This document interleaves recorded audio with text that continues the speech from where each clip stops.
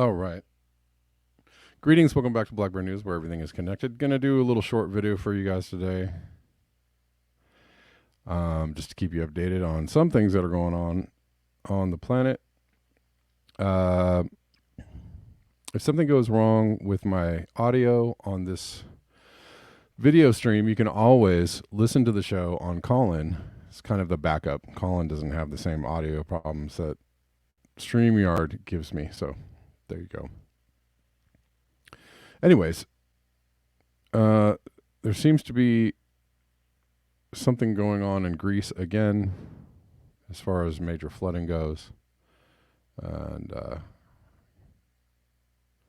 they are getting hammered. And I reposted this video. I thought it was funny. I don't know about you, but first it came for the cars, but I did not eat cars. Then it came for the crops. Right? Oh, the infrastructure. Oh, the infrastructure. Oh, the infrastructure. Again, we're looking at an ongoing escalation in the visible effects of climate change. I know there's some people out there that think that all of this is somehow controlled by some people in the skies or something. I just don't think there's enough energy to do that, and so I find that, can they control some things? Sure.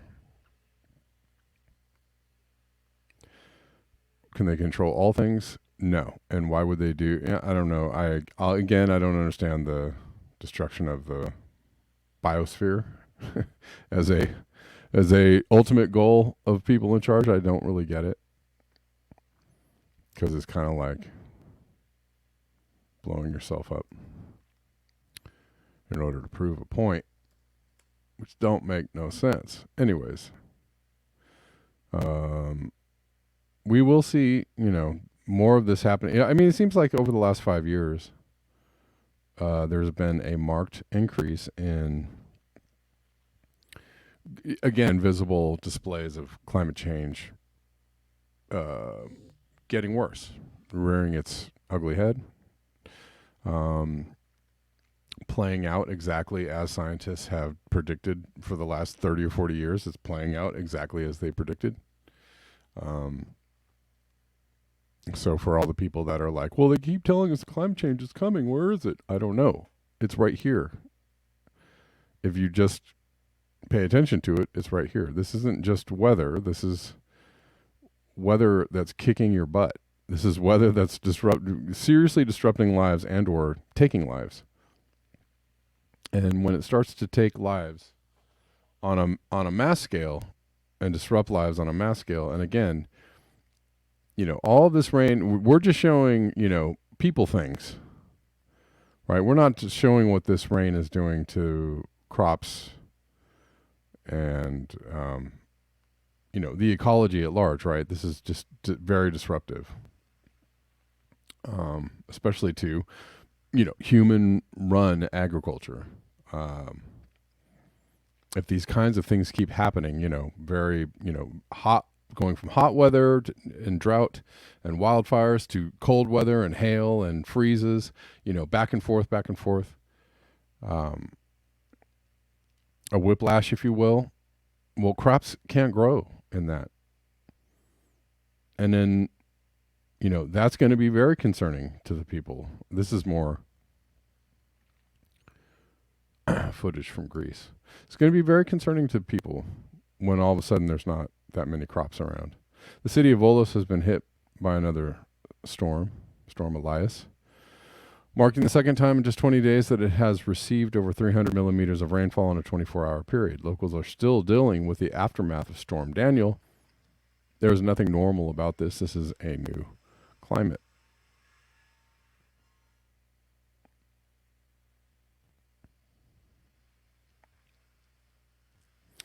And I was thinking just a few minutes ago about the fact that, no people on both sides of the issue, whether you think climate change is real or not. Actually don't really want to come to grips with, a catastrophic change in climate. There are people that are like, yeah, we got this. We're going to stay under 1.5 degrees and it's all going to be good as long as we get our efficient stoves and water stills and solar panels. Storm Elias slams into a city in central Greece. Hey, come on now. No, you didn't make me do that before. I had this whole thing up and there was no issue. All right, well, I guess I'm going to have to switch gears here. Love when that happens.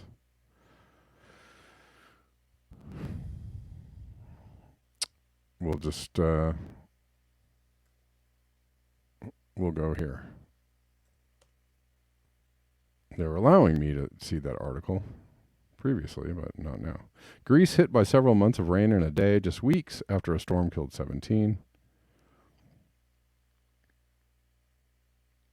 Villages were flooded, roads inundated, schools forced closed in several municipalities as Greek Prime Minister Kyriakos Mitsotakis mobilized state emergency services and military personnel to boost defenses in areas including the northern Thessaly region. Greek fire service said it had moved more than 3,000 people to safer locations since Tuesday as the weather deteriorated. On Wednesday night, the European Severe Weather Database announced that months' worth of rain had fallen within the preceding 24 hours, and more is on the way. And again, for those that want to go, well, on this day in 1943, there was a flood. We got lots of rain. I don't know if there's a historical precedent for this many floods happening in quite this way, the severity of these. We're talking about once in 500 year floods, once in 1,000 year floods. Once in 500 years means it happens once every 500 years, right? And it might be, just in one location, right? It might be particular to one happening, once in every 500 years in a location, but you have once in every 500 year floods happening day after day in different parts of the world all the time, right? All year long. This has been, how long has this been going on? I think there's a song that goes like that.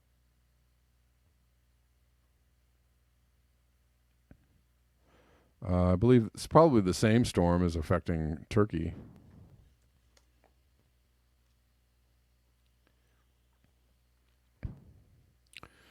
And eventually this will leak beyond just, infrastructure or the ability for humans to conduct, daily business as usual. Heavy floods due to extreme rainfall in Basaksehir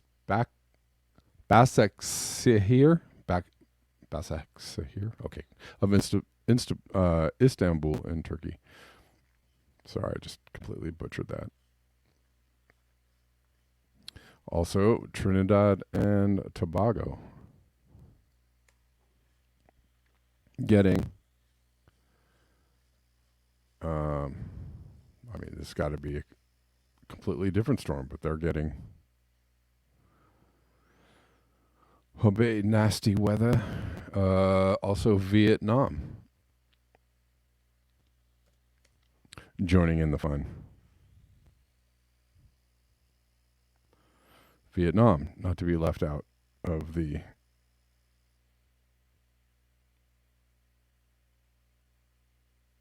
well, at least these cars are driving, motorcycles driving through flooded streets.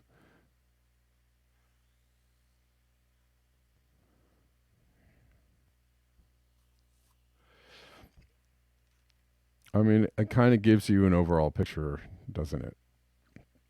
Also, something I'm not even going to cover right now. Brazil is already experiencing very, very warm temperatures in what would be their early spring 45°C, which is extremely warm.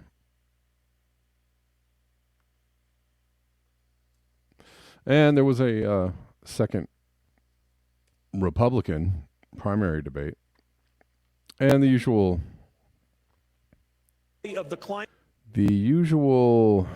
helpings of, I'm not going to be mean. The usual helpings of, well, no, I will be mean. Ignorance. Usual helpings of ignorance around this subject are being spouted because, the Republicans are still staunchly in the, interestingly enough, though, here's the interesting thing. Quite a few, like half or more, I think verging on the majority of Republicans believe that climate change is a thing that's actually happening. Which is interesting that their party is so staunchly anti-climate change and so staunchly, in the denier camp. It seems strange that you wouldn't, try to reflect your base at it, just at least a little bit. But it's okay. I mean, Democrats don't reflect their base either, so two can play at that game. But this is. I don't even know who this person is, honestly. Who is this candidate?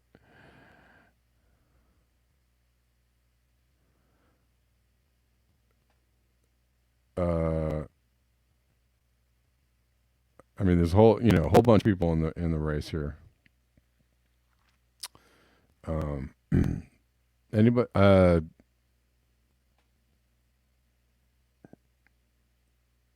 Hold on one second. I seem to have lost the post.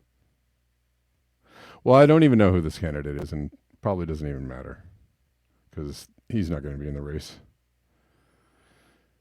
Come, early next year probably, or by the time the actual primaries roll around, I don't think this guy's going to be around. The climate policy, which is making the world less stable, it's empowering dictators. It's not about climate change that we need worried about. It's about the Biden climate policies that are actually the existential threat to America's future. Thank you. Can I speak about that? I mean, he might be right in the fact that Biden's climate policies don't address climate change on any level, or on very, very minimal levels. Let's just say that Biden's policies are still allowing for more fracking and oil exploration and drilling than ever. He's on the same path of energy independence that the last few presidents were on. So yeah, his policies are actually not doing anything for climate change, or not doing anything for the future of America. But it's unfortunate because we just cannot have. I mean, the main upshot of these remarks or these statements that are being made, and these appeals to, climate policies are going to destroy the economy and stuff like that. I mean, the appeals are made to a very undereducated populace, to a less than educated or savvy populace around climate change. Again, though, a lot of Republicans understand that climate change is real. So maybe all of these politicians are underestimating the intelligence of their voter base, and that could come back to bite you. Probably will.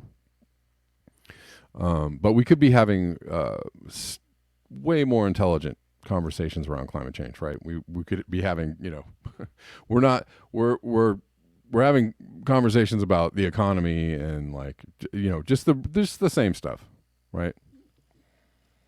These energy policies are getting in the way of a healthy economy, and what about the humans, and blah blah blah blah. And certainly, humans are concerned about themselves. Sure, wouldn't fault you for that.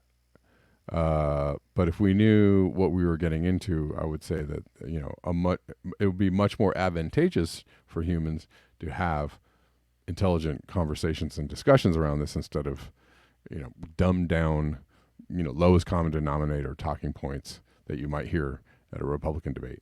Those are just my thoughts on that. Anyways, guys, that does it for me. Thanks so much for listening, and don't know if I'm going to do a live stream tomorrow, but hopefully I will get a video out to you tomorrow, and you all know how to support the channel. All the links are below, and until next time, peace.